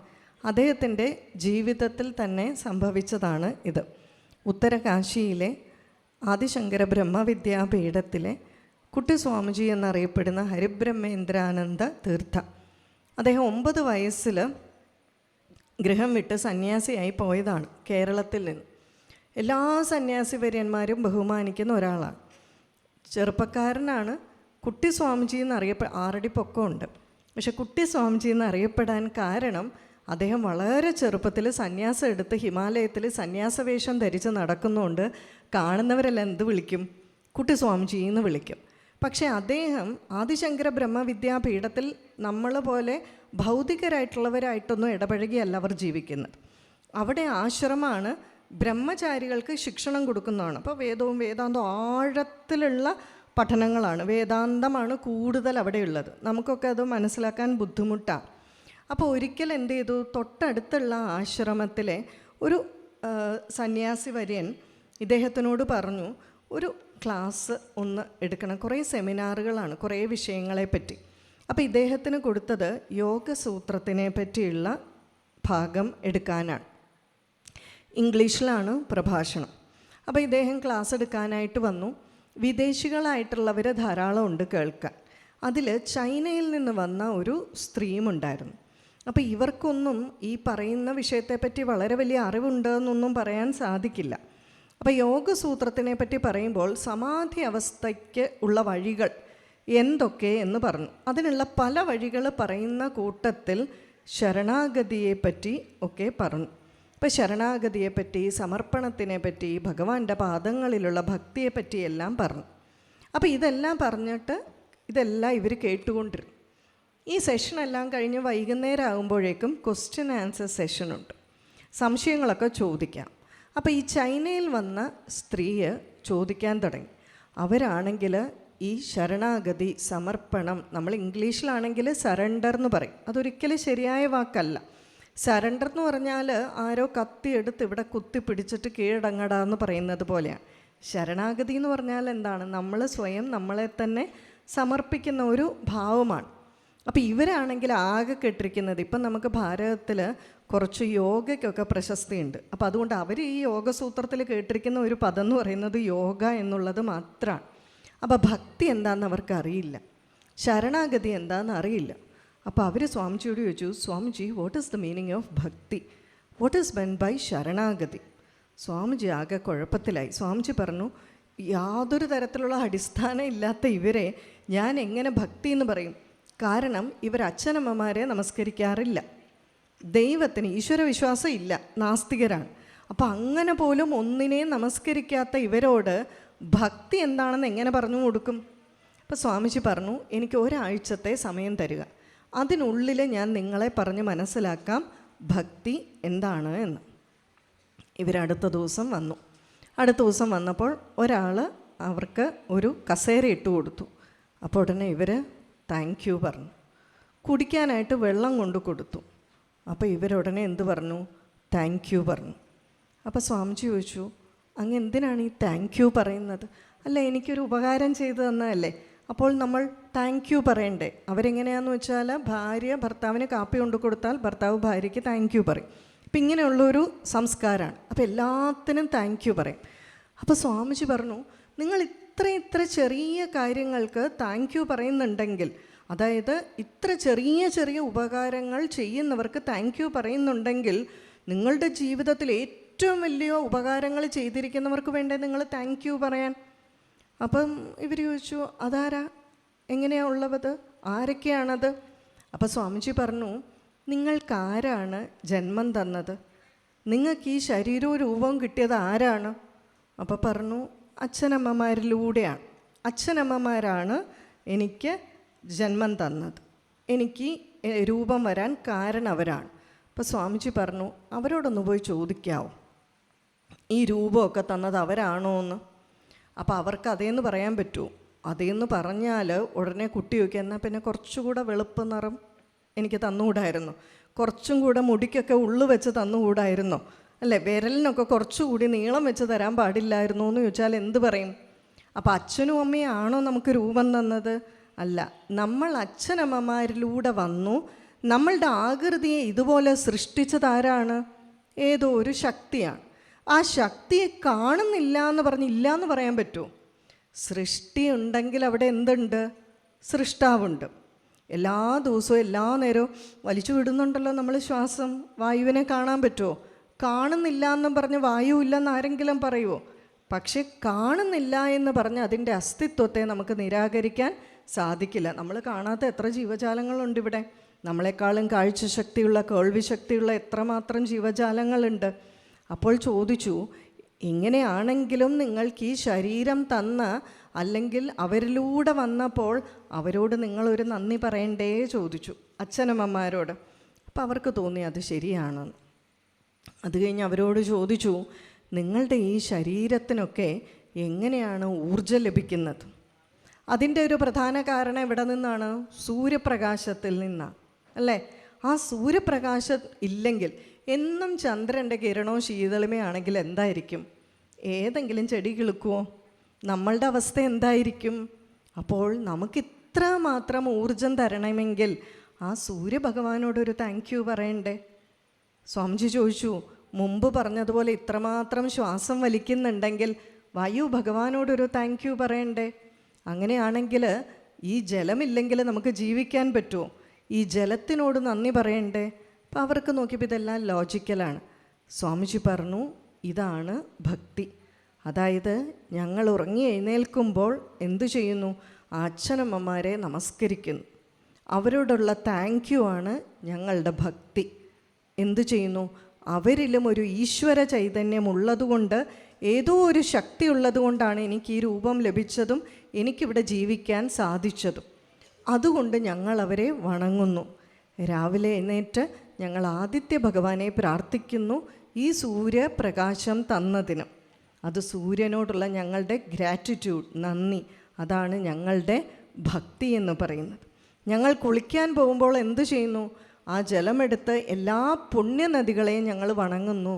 ഈ വെള്ളം ഇല്ലെങ്കിലോ, അല്ലേ? ചില ചിദാനന്ദപുര സ്വാമിജിയൊക്കെ പറയും, ഈ ജന്മത്തിൽ വല്ലാതെ ദാഹിക്കുന്നവരുണ്ട്, കഴിഞ്ഞ ജന്മത്തിൽ തുള്ളി വെള്ളം കൊടുക്കാത്തവരാണ് ഈ ജന്മത്തിൽ പരവേശം എടുക്കുന്നത് എന്ന്. അപ്പോൾ ഈ ജലത്തിൻ്റെ പ്രാധാന്യം നമുക്ക് നന്നായിട്ട് അറിയാം. ആ ജലം നമുക്ക് ലഭിക്കുന്നത് നദികളിൽ നിന്നായതുകൊണ്ട് നമ്മളവയെ വണങ്ങുന്നു. പർവ്വതമില്ലെങ്കിൽ കാലാവസ്ഥ എങ്ങനെ വരും? മഴ എങ്ങനെ വരും? അതുകൊണ്ട് പ്രകൃതിയിലെ സകല ജീവജാലങ്ങളെയും ഞങ്ങൾ വണങ്ങുന്നു. ഇതാണ് ഭക്തി. അതായത് എല്ലാത്തിലും ഈശ്വര ചൈതന്യമുണ്ട് എന്നുള്ള ഭാവം. ശ്രീരുദ്രത്തിൽ എന്താ പറയുന്നത്? തസ്കരാണാം പതയേ നമഃ. കള്ളനിലുമുള്ളത് എന്താണ്? ഈശ്വര ചൈതന്യമാണ്. പക്ഷേ ഇവിടെ ഭഗവാൻ പറയുന്നു, ഉദ്ധവർ ചോദിക്കുന്നുണ്ട്, ഭഗവാനെ ഇത് തമ്മിൽ എങ്ങനെ തിരിച്ചറിയും? അല്ലേ? ഈ പാമ്പിനെ ഇതിനൊക്കെ ആണെങ്കിൽ അത്രമാത്രം സമഭാവനയുണ്ടോ? നമുക്ക് സഗുണഭക്തിയാണ്. ഭക്തി എന്ന് പറയുമ്പോൾ തന്നെ ദ്വന്ദ്വമായി, അല്ലേ? ഒരാളോടുള്ള ഭക്തിയെ. അപ്പോൾ ഇതിനോടൊക്കെയുള്ള മനോഭാവം ഞാൻ എങ്ങനെ മാറ്റുമെന്നുള്ളത് ഭഗവാൻ പറയുന്നു. കള്ളൻ വരുമ്പോൾ നമസ്കരിക്കണം എന്നല്ല ഞാൻ പറയുന്നത്. കള്ളന് മോഷ്ടിക്കണോ വേണ്ടയോ എന്നുള്ള തീരുമാനമെടുക്കാനുള്ള കഴിവ് കള്ളനുണ്ട്. ആ ബുദ്ധി തന്നിട്ടാണ് ഭഗവാൻ നമ്മളെ വിട്ടിരിക്കുന്നത്. നമുക്കെല്ലാവർക്കും നമ്മുടെ പ്രത്യേകത എന്താ? മനുഷ്യനിൽ നിന്ന് വ്യത്യസ്തമായിട്ട് വിശേഷ ബുദ്ധി ഉണ്ടെന്നാണ് പറയുന്നത്. എന്താണ് ഈ വിശേഷ ബുദ്ധി? ആർക്കും ഇല്ലാത്ത എക്സ്ട്രാ ഫിറ്റിങ്സ് നമുക്കുണ്ടെങ്കിൽ അതിൻ്റെ പ്രാധാന്യം മനസ്സിലാക്കണ്ടേ? ഞാൻ എല്ലായ്പ്പോഴും പറയും, കാരണം ഞാൻ മാനേജ്മെൻറ്റ് ടീച്ചർ ആയതുകൊണ്ട് അഡ്വർടൈസ്മെൻറ്റ്സിനെ പറ്റിയൊക്കെ പറയും. അപ്പോൾ എന്താണെന്ന് വെച്ചാൽ, നമ്മളൊരു പ്രോഡക്റ്റിൻ്റെ അഡ്വർടൈസ്മെൻറ്റ് കൊടുക്കുമ്പോൾ മറ്റ് പ്രോഡക്റ്റുകൾക്ക്, നമ്മുടെ കോമ്പറ്റീറ്റർ പ്രോഡക്റ്റിന് ഇല്ലാത്ത ഫീച്ചേഴ്സ് എന്തോ അത് പ്രൊജക്റ്റ് ചെയ്ത് കാണിക്കണം. അപ്പം മറ്റ് ജീവജാലങ്ങൾക്കൊന്നുമില്ലാത്ത വിശേഷ ബുദ്ധി നമുക്കുണ്ടെങ്കിൽ, പട്ടിക്ക് മുഴുവൻ തേങ്ങ കിട്ടിയതുപോലെ ഇതും കൊണ്ട് നടന്നിട്ട് കാര്യമുണ്ട്. ഇത് ഉപയോഗിക്കാൻ പഠിക്കണ്ടേ? ആർക്കും ഇല്ലാത്തതിനെയല്ലേ നമ്മൾ ഹൈലൈറ്റ് ചെയ്യേണ്ടത്. അത് പറയുന്നു, ഒരു കള്ളനാണെങ്കിലും ശരി അവന് വിശേഷ ബുദ്ധിയുണ്ട്. മനുഷ്യനാണെങ്കിൽ ഈ വിശേഷ ബുദ്ധി എന്താണ്? മോഷ്ടിക്കണോ വേണ്ടയോ എന്ന് തീരുമാനിക്കാനുള്ള ബുദ്ധി. അവിടം വരെ അവൻ്റെ കഴിവാണ്. നമ്മൾ എന്തു ചെയ്യും? കുരുത്തക്കേട് കാണിച്ചിട്ട് പറയും, എന്നാലും ഭഗവാനെ നീ എന്നെ കൊണ്ട് അങ്ങനെ ചെയ്യിച്ചല്ലോ എന്ന്. ഒരു ഉത്തരവാദിത്വവും ഭഗവാനില്ല. കാരണം ബ്രഹ്മാവ് നമ്മളെ മാനുഫാക്ചർ ചെയ്തപ്പം ഈ കഴിവ് ഇൻസ്റ്റാൾ ചെയ്തിട്ടാണ് വിട്ടിരിക്കുന്നത്. കള്ളന് തീരുമാനിക്കാം മോഷ്ടിക്കണോ വേണ്ടയോ എന്നുള്ളത്. നമുക്ക് ഓരോരുത്തർക്കും തീരുമാനിക്കാം കൊല്ലണോ വേണ്ടയോ, ഇഡലി ഉണ്ടാക്കണോ ദോശ ഉണ്ടാക്കണോ. തീരുമാനമെടുക്കുന്നത് വരെയുള്ള കഴിവ് ആരുടെയാണ്? നമ്മളുടേതാണ്. തീരുമാനമെടുത്താൽ അതിനുള്ള ശക്തി ആര് തരണം? കള്ളൻ മോഷ്ടിക്കാൻ തീരുമാനമെടുത്തെങ്കിൽ മോഷ്ടിക്കാനുള്ള ശക്തി ആര് കൊടുക്കണം? ഭഗവാൻ കൊടുക്കണം. കൊല്ലാൻ ഒരാൾ തീരുമാനിച്ചാൽ കൊല്ലാനുള്ള ശക്തി ആര് കൊടുക്കണം? ഭഗവാൻ കൊടുക്കണം. ഇതാണ് തസ്കരാണാം പതയേ നമഃ. അവനിലുമുള്ള ചൈതന്യം ആരുടേത് തന്നെയാണ്? എൻ്റേത് തന്നെയാണ്. ഭഗവാൻ പറയുന്നുണ്ട് പുരുഷ സൂക്തത്തിൽ, ത്രിപാദസ്യാമൃതം ദിവി പാദോസ്യ വിശ്വഭൂതാനി ത്രിപാദസ്യാമൃതം ദിവി. അതായത് ഈ പ്രപഞ്ചം മുഴുവൻ, ഈ ജഗത്ത് മുഴുവൻ എടുത്താൽ ഭഗവാന്റെ ഒരു പാദമേ ആകുന്നുള്ളൂ. ബാക്കി 3 പാദങ്ങൾ ദിവ്യമാണ്, ആ അമൃതമയമാണ്. ഈ ജഗത്ത് മുഴുവൻ എടുത്താൽ ആകെ ഒരു പാദമേ ആകുന്നുള്ളൂ. ബാക്കി ഈ പ്രപഞ്ചം മുഴുവൻ എല്ലായിടവും ഈശ്വര ചൈതന്യം നിറഞ്ഞു നിൽക്കുന്നു. അപ്പോൾ ഉദ്ധവരോട് പറയുകയാണ്, ഉദ്ധവ നീ ചെയ്യേണ്ടത് എന്താണെന്ന് വെച്ചാൽ, ഈ ബുദ്ധിമുട്ടുകളൊക്കെ ഉണ്ടെന്ന് എനിക്കറിയാം, പക്ഷേ ഇതെൻ്റെ വാക്കാണ്. എൻ്റെ വാക്ക് എന്തുണ്ട്? തെറ്റാവില്ല. അതുകൊണ്ട് എന്ത് ചെയ്യണം? പതുക്കെ പതുക്കെ ഓരോ വസ്തുവിലും ഈശ്വര ചൈതന്യമുള്ളതായിട്ട് ഭാവന ചെയ്യാൻ ശ്രമിക്കുക. ഞാൻ പറയാറുണ്ട്, നമുക്കൊരു കാര്യം ചെയ്യാം. ഒരു ദിവസം രാവിലെ തൊട്ട് രാത്രി വരെ ഇരിക്കുമ്പോൾ ഒരു 10 വസ്തുവിനെ കാണുമ്പോൾ അതിൽ ഈശ്വര ചൈതന്യം ഉണ്ടെന്നൊന്ന് ചിന്തിക്കുക. അത്രമാത്രം മതി. 10 വസ്തുവിൽ ഈശ്വര ചൈതന്യമുണ്ടെന്ന് ചിന്തിക്കുക. എല്ലാ ദിവസവും ഇത് പതുക്കെ പതുക്കെ ചെയ്യുക. അപ്പോൾ മാത്രമല്ല, ഭഗവാൻ പറയുന്നത് എന്താണെന്നറിയാം? ഉദ്ധവ, ഈ മനസ്ഥിതി ഉണ്ടാകാൻ നീ എല്ലായ്പ്പോഴും ഭഗവാനോട് പ്രാർത്ഥിക്കണം. നമ്മൾ എന്തു ചെയ്യണം? എല്ലാ പ്രപഞ്ചത്തിലെ സകല ചരാചരങ്ങളെയും സമഭാവനയോടുകൂടി വീക്ഷിക്കാനുള്ള ഒരു മനസ്സുണ്ടാകാൻ നീ പ്രാർത്ഥിക്കണം. നിൻ്റെ സാധന അതിനു വേണ്ടിയിട്ടായിരിക്കണം. അപ്പം എന്തു വരും? ഈ സാധന മുന്നോട്ട് പോകും തോറും അതിൽ ഫലമുണ്ടാവും. അപ്പോഴാണ് ഉദ്ധവർ ചോദിക്കുന്നത്, അപ്പോൾ ചിലപ്പോൾ പാമ്പ് കടിക്കാൻ വരില്ലേ, ഓരോ മൃഗങ്ങൾ ഉപദ്രവിക്കാൻ വരില്ലേ എന്ന്. ഭഗവാൻ പറയുകയാണ്, സാധന കൂടുന്തോറും ഈ വിഘ്നങ്ങളൊന്നും ഉണ്ടാവില്ല. കാരണം എന്താണിത്? ഭഗവാന്റെ വാക്കാണ്. നമ്മുടെ മനസ്സിൽ ഓരോ ചരാചരങ്ങളിലും ഈശ്വര ചൈതന്യമുണ്ടെന്നുള്ള വിശ്വാസം ബോധ്യമായിട്ട് മാറും തോറും നമ്മളുടെ ചുറ്റുപാടും അതിനനുസരിച്ച് മാറും. മനസ്സിലായില്ലേ? നമ്മളെപ്പോഴും പറയില്ലേ, നമ്മുടെ ചിന്തയ്ക്കനുസരിച്ചാണ് പ്രകൃതി മാറുന്നത്. അപ്പോൾ ഭഗവാൻ പറയുന്നു, കാരണം എന്താണ്? ഇതെൻ്റെ വാക്കാണ്, എൻ്റെ വാക്ക് സത്യമാണ്. അപ്പോൾ എന്താണ്? നീ ഓരോന്നിലും എൻ്റെ ചൈതന്യം ഉറപ്പായിട്ട് സംശയത്തോടു കൂടി കാണരുത്. സംശയത്തോടു കൂടി കണ്ടാൽ ശരിയാവില്ല. പതുക്കെ പതുക്കെ സാധന ചെയ്ത് നമ്മളിത് ഉയർത്തിക്കൊണ്ട് വരണം. ഉയർത്തിക്കൊണ്ടു വന്നാൽ ആ ഭാവന ദൃഢമാകും തോറും നിൻ്റെ ചുറ്റിലുള്ള അന്തരീക്ഷം മുഴുവൻ അതിനനുസരിച്ച് മാറും. അതുകൊണ്ട് സമഭാവന വളരെ അത്യാവശ്യമാണ്. എല്ലാത്തിലും ആ ഈശ്വര ചൈതന്യമുണ്ട് എന്നുള്ള ഒരു ഭാവന. അപ്പോഴും ഉദ്ധവർ പറയുന്നുണ്ട്, ഭഗവാനെ ശ്രമിക്കാം. കാരണം ഈ അങ്ങ് പറഞ്ഞ കർമ്മയോഗവും ജ്ഞാനയോഗവും ഇതെല്ലാം കേട്ട് കഴിഞ്ഞപ്പോൾ എനിക്ക് ആകെ തോന്നുന്നത് എന്താണ്? അങ്ങയുടെ പാതാരവിന്ദങ്ങളിലുള്ള ശരണാഗതി മാത്രമേ പറ്റൂ. ഈ യോഗികൾക്ക് പോലും ദുർലഭമായിട്ടുള്ളതാണ് ഈ ശരണാഗതി എന്ന് പറയുകയാണ്. അപ്പോൾ പറയുന്നുണ്ട്, ഉദ്ധവരെ തീർച്ചയായിട്ടും അതുതന്നെയാണ് വേണ്ടത്. ഭക്തിമാർഗത്തിൽ എന്താണ്? ഭഗവാന്റെ പാദങ്ങളിലുള്ള ശരണാഗതി ഭാവമാണ്. നിരവധി വേദികളിൽ പറഞ്ഞിട്ടുള്ളതാണ്. എങ്കിലും ഈ വിഷയം അതുതന്നെ ആയതുകൊണ്ട് ഒരു പ്രാവശ്യം കൂടി പറയുകയാണ്. പാദങ്ങളുടെ പ്രത്യേകത, ശരണാഗതിയുടെ പ്രത്യേകത. ഭക്തിശാസ്ത്ര ഗ്രന്ഥങ്ങൾ നോക്കിയാൽ ഭഗവാന്റെ ഈ കേശാദിപാദ പാദാദികേശ വർണ്ണനയൊക്കെ ഉണ്ടല്ലോ. ഭക്തിശാസ്ത്ര ഗ്രന്ഥങ്ങളിൽ എല്ലായ്പ്പോഴും കേശാദിപാദ വർണ്ണനയായിരിക്കും. ആ വർണ്ണന എവിടെ വന്ന് സമാപിക്കും? പാദങ്ങളിൽ വന്ന് സമാപിക്കും. ശരണാഗതി ഭാവം. നേരെ മറിച്ച് യോഗികളുടെ ആണെങ്കിലോ, അഷ്ടാംഗയോഗം ശീലിക്കുന്നവരാണെങ്കിൽ പാദങ്ങളിലൂടെ വന്ന് ശിരസിൽ വന്ന് ഭഗവാന്റെ പുഞ്ചിരിയിൽ വന്ന് അതിൽ ധാരണ ഉറപ്പിക്കുന്നതായിരിക്കും. പക്ഷേ ഹിമവത് വിഭൂതികൾ എന്നറിയപ്പെടുന്ന തപോവൻ സ്വാമികൾ ബദരിയിലിരുന്ന് ബദരീശ സ്തോത്രം രചിച്ചു. അദ്ദേഹത്തിൻ്റെ ശിഷ്യനാണ് ചിന്മയാനന്ദ ഗുരുദേവൻ. ഈ ബദരീശ സ്തോത്രം രചിച്ചപ്പോൾ അതിലെ ആദ്യത്തെ ശ്ലോകം പറയുന്നത് എന്താണെന്ന് വെച്ചാൽ, നരനാരായണ പർവ്വതങ്ങൾക്കിടയിൽ ഒരു ഉയർന്ന പ്രദേശത്ത്, ഉറച്ച പ്രദേശത്ത് പ്രപഞ്ചവൃക്ഷത്തിൻ്റെ ബീജമായിട്ടുള്ള ബദരീശൻ സ്തുതി ചെയ്യുന്നു. എത്ര ആഴത്തിലുള്ള വാക്കാണെന്നൊന്ന് ആലോചിച്ച് നോക്കിയേ.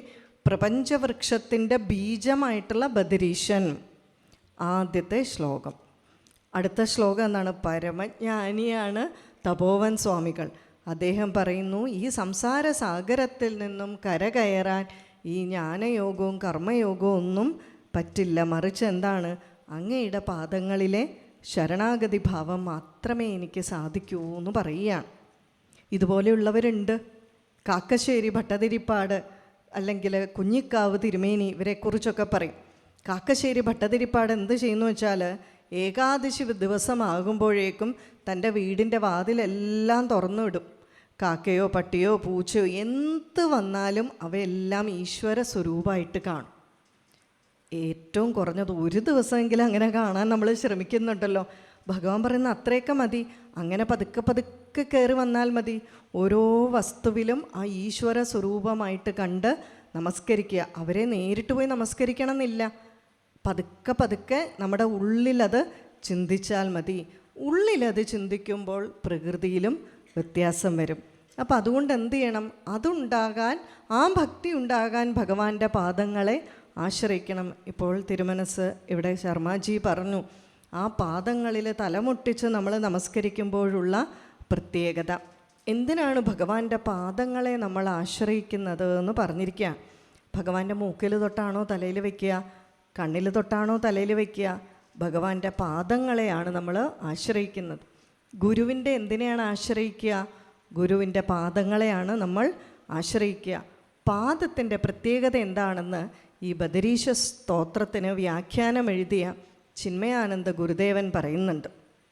ഒരാളുടെ പാദം നമ്മുടെ നിലനിൽപ്പിനെ സൂചിപ്പിക്കുന്നു, ഉറപ്പിനെ. നമ്മൾ ഉറച്ചു നിൽക്കണമെങ്കിൽ എന്ത് വേണം? പാദത്തിന് ഉറപ്പ് വേണം, അല്ലേ? എങ്കിലേ നമുക്ക് ഉറച്ചു നിൽക്കാൻ സാധിക്കുന്നു.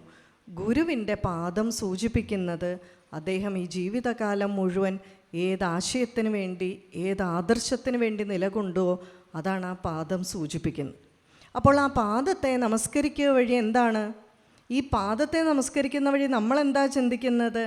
നമ്മുടെ ഗുരു ഏതാശയത്തിന് വേണ്ടി, ഏതാദർശത്തിന് വേണ്ടി നിലകൊള്ളുവോ അത് നമ്മളിലേക്കും ആകണം. പക്ഷേ നമ്മൾക്ക് അങ്ങനെ ഒരു സ്വഭാവമുണ്ടെങ്കിൽ ആദ്യം നമ്മുടെ മസ്തിഷ്കത്തിനെ പരിശീലിപ്പിക്കണം. അതിനായിട്ട് എന്ത് ചെയ്യുന്നു? നമ്മൾ തല ആ പാദത്തിൽ അല്ലെങ്കിൽ ഭൂമിയിൽ മുട്ടിച്ച് നമസ്കരിക്കുന്നു. എന്തിനാ? ബ്രെയിനിന് പ്രാക്ടീസ് കൊടുക്കുകയാണ്. ഈ പാദം എങ്ങനെ പ്രവർത്തിച്ചുവോ അതുപോലെ പ്രവർത്തിക്കണമെന്ന്, അല്ലേ? ശ്രീരാമൻ്റെ പാദുകമെടുത്താണ് ഭരതൻ പൂജ ചെയ്തത്. പാദമല്ല പൂജ ചെയ്തത്, പാദുകമാണ്. ഇന്നത്തെ കുട്ടികളോട് ചോദിച്ചാൽ എന്ത് പറയും? ഫുട്വെയർ, ചെരുപ്പെടുത്ത് പൂജ ചെയ്തു എന്ന് പറയും. പക്ഷെ ഇവിടെ നമ്മൾ മനസ്സിലാക്കേണ്ടത് ആ പാദം എന്തിനെ പ്രതിനിധാനം ചെയ്യുന്നു എന്നാണ്. ശ്രീരാമൻ എന്തിനെ പ്രതിനിധാനം ചെയ്തു? രാമോ വിഗ്രഹവാൻ ധർമ്മ. ചതുർവിധ പുരുഷാർത്ഥങ്ങളിൽ ആദ്യത്തേതായിട്ടുള്ള ധർമ്മത്തിനെ പ്രതിനിധാനം ചെയ്തു. എങ്ങനെ? രാമൻ വിഗ്രഹരൂപമെടുത്ത്, അല്ലെങ്കിൽ ധർമ്മം വിഗ്രഹരൂപമെടുത്തതാണ് രാമൻ. രാമൻ ഒന്നിനെയും ധർമ്മത്തിനെ പിന്തുടർന്നിട്ടില്ല. കാരണം എന്താണ്? രാമൻ തന്നെയാണ് ധർമ്മം, ധർമ്മം തന്നെയാണ് രാമൻ. അപ്പം രാമൻ എന്തിൽ സ്ഥിതി ചെയ്യുന്നു? അല്ലെങ്കിൽ രാമൻ എന്താണ്? ധർമ്മമാണ്. അപ്പം രാമൻ്റെ പാദുകമെടുത്ത് പൂജ ചെയ്തു എന്ന് പറയുമ്പോൾ അതിനെ എന്ത് പൂജിച്ചു? ഭരതൻ ധർമ്മത്തിനെ പൂജിച്ചു, ധർമ്മിഷ്ഠനായിരിക്കാൻ വേണ്ടിയിട്ട് പൂജിച്ചു എന്നുള്ള അർത്ഥം. അപ്പോൾ ഇവിടെ ഭഗവാൻ പറയുകയാണ്, ഉദ്ധവരെ അങ്ങ് ഇതെല്ലാം പതുക്കെ പതുക്കെ മനസ്സിലാക്കുക. അങ്ങ് എന്തു ചെയ്യണം?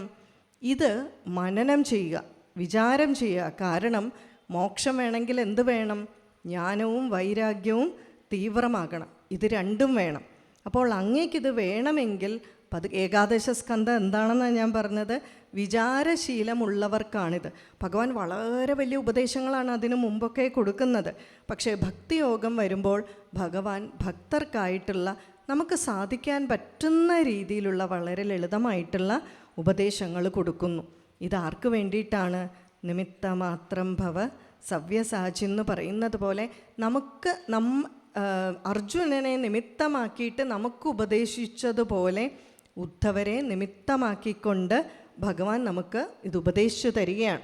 ഉദ്ധവരോട് പറയുന്നുണ്ട്, ഇതെല്ലാം എന്ത് ചെയ്യണം ഉദ്ധവരെ? ഞാനിത് പറഞ്ഞ് വെറുതെ കേട്ടാൽ പോരാ. ഒരു ചെവി കൂടെ കേട്ട് മറ്റേ ചെവി കൂടെ ഇറക്കി വിട്ടാലോ? ഒരു കാര്യവുമില്ല. ഇതെന്ത് ചെയ്യണം? മനനം ചെയ്യണം. ഈ മനനം ചെയ്യാന്ന് പറഞ്ഞാൽ അത്ര എളുപ്പമുള്ള കാര്യമാണോ? അത്ര എളുപ്പമുള്ള കാര്യമൊന്നുമല്ല. വേദത്തിലെ അറിവുകൾ മനനം ചെയ്യാന്ന് പറഞ്ഞാൽ അത്ര ബുദ്ധിമുട്ടില്ല. കുറച്ച് കഴിയുമ്പോൾ നമ്മൾ പറയില്ലേ, വരട്ട് വേദാന്തം എന്നൊക്കെ പറയും. അയ്യോ, ഇതെന്തൊരു ബുദ്ധിമുട്ടാണ് ഭഗവാനെ, നമുക്ക് സ്തോത്രവും കാവ്യവും ഒക്കെയാണ് പറ്റുന്നതെന്ന് പറയും. പക്ഷെ ഉദ്ധവരാരാണ്? പരമജ്ഞാനിയാണ്. അതിന് യോഗ്യതയുള്ളത് കൊണ്ടാണ് ഭഗവാൻ ഉപദേശം കൊടുക്കുന്നത്. പക്ഷേ ഉപദേശം കേട്ടാൽ മാത്രം മതിയോ? എന്ത് ചെയ്യണം? അതിനെപ്പറ്റി നിരന്തരമായി ചിന്തിച്ചു കൊണ്ടിരിക്കണം. അപ്പോൾ എന്ത് ചെയ്തു? ഉദ്ധവ, അങ്ങ് തന്നെയാണ് ഞാൻ. നിൻ്റെ ഉള്ളിലും ചുറ്റിലും പുറത്തും അകത്തും താഴെയും മുകളിലുമെല്ലാം ഞാൻ തന്നെയാണ്. യാതൊരു ഭേദഭാവവും വേണ്ട. അപ്പോൾ ഏകദേശം ഉദ്ധവർക്ക് കാര്യമൊക്കെ പിടികിട്ടി. ഉദ്ധവർ അപ്പോഴേക്കും കുടുകൂടെ കണ്ണുനീരൊഴിക്കാൻ തുടങ്ങി. ഇവിടെ കണ്ണുനീര് വരുന്ന എന്തുകൊണ്ടാണ്? മുമ്പ് ഭഗവാൻ വിട്ടുപോകുന്നുള്ളത് കൊണ്ടാണോ? അല്ല, പതുക്കെ സ്പാർക്ക് ഉണ്ടാകാൻ തുടങ്ങി. ഭഗവാൻ പറയുന്നതൊക്കെ അനുഭൂതി തലത്തിലേക്ക് വരാൻ തുടങ്ങി. അപ്പോൾ ആ ഭഗവാന്റെ ശരീരം അവിടെ ഇല്ലെങ്കിലും വിഷമമുണ്ട്, നല്ല വിഷമമൊക്കെ ഉണ്ടെങ്കിൽ പോലും എന്താണ്, ആ ഭഗവാൻ പറഞ്ഞതിനെയൊക്കെ മനനം ചെയ്യാം എന്നുള്ള ഒരു ഏറ്റവും കുറഞ്ഞ അവസ്ഥയിൽ ഉദ്ധവരെത്തി. അപ്പോൾ ഭഗവാൻ പറയുന്നുണ്ട്, ഉദ്ധവരെ വിഷമിക്കേണ്ട, ഇത് മനനം ചെയ്താൽ അങ്ങേക്ക് പരമമായിട്ടുള്ള ആ ജ്ഞാനം സിദ്ധിക്കും, അങ്ങേക്ക് മോക്ഷം ലഭിക്കും. പക്ഷെ അതിനായിട്ട് എന്ത് വേണം? ഏകാന്ത ഭക്തി, അല്ലേ? അങ്ങ് എന്ത് ചെയ്യണം? വളരെ പുണ്യമായിട്ടുള്ള പ്രദേശമായിട്ടുള്ള ആ ബദരിയിൽ പോയി തപസ് ചെയ്യുക. ആ ബദരിയിലേക്ക് പോകുമ്പോൾ, അവിടെ ചെല്ലുമ്പോൾ അങ്ങ് ആരെ കാണും? വ്യാസഭഗവാനെ കാണും. വ്യാസഭഗവാന് ഈ അറിവുകൾ നൽകുക.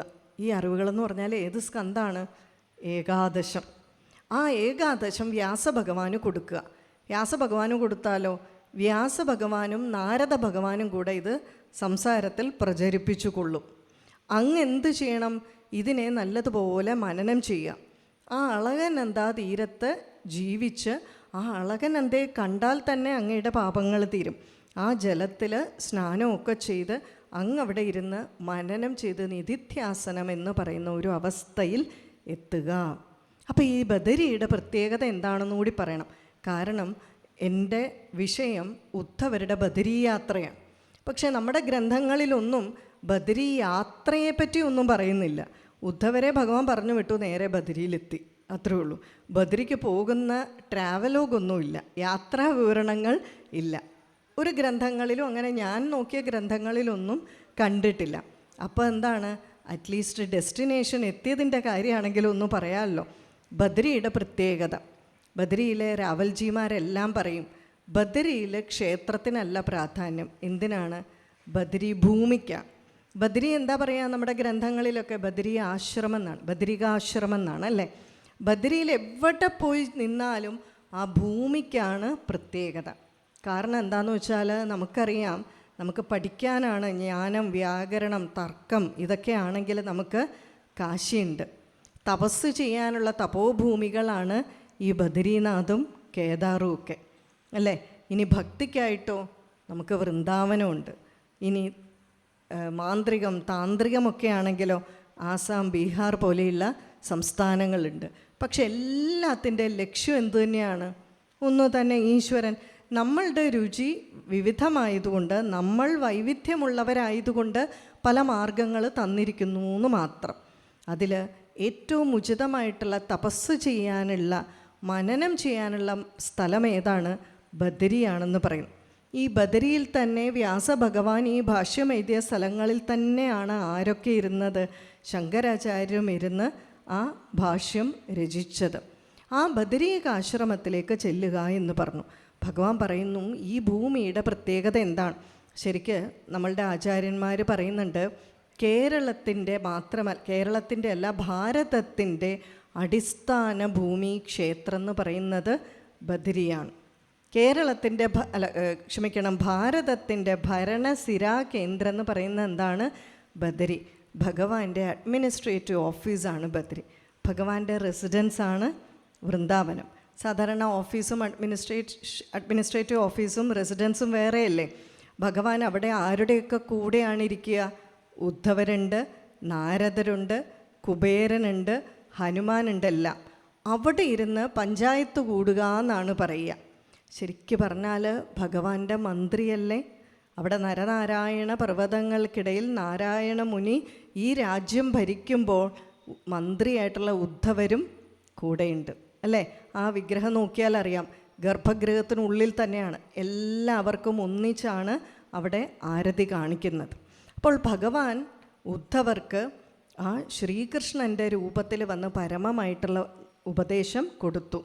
ഇതിലേത് വേണം സ്വീകരിക്കണം എന്നുള്ളത് ഭഗവാൻ പറയുകയാണ്, ഉദ്ധവ നിനക്ക് മനനം ചെയ്ത് തീരുമാനിക്കാം. പക്ഷേ ഭഗവാൻ ഭഗവത്ഗീതയിൽ പറഞ്ഞ അതേ കാര്യം ഇവിടെയും ആവർത്തിക്കുന്നു. ഭഗവാൻ പറയുന്നു, പരമമായിട്ടുള്ള ജ്ഞാനമാണ് നിനക്ക് ഉപദേശിച്ചു തന്നത്. ഞാനിവിടെ പറഞ്ഞു, ചില സന്ദർഭങ്ങളിൽ ഭഗവത്ഗീതയേക്കാൾ ഉയർന്ന തത്വങ്ങൾ ഉപദേശിച്ചു കൊടുത്തിട്ടുണ്ട്.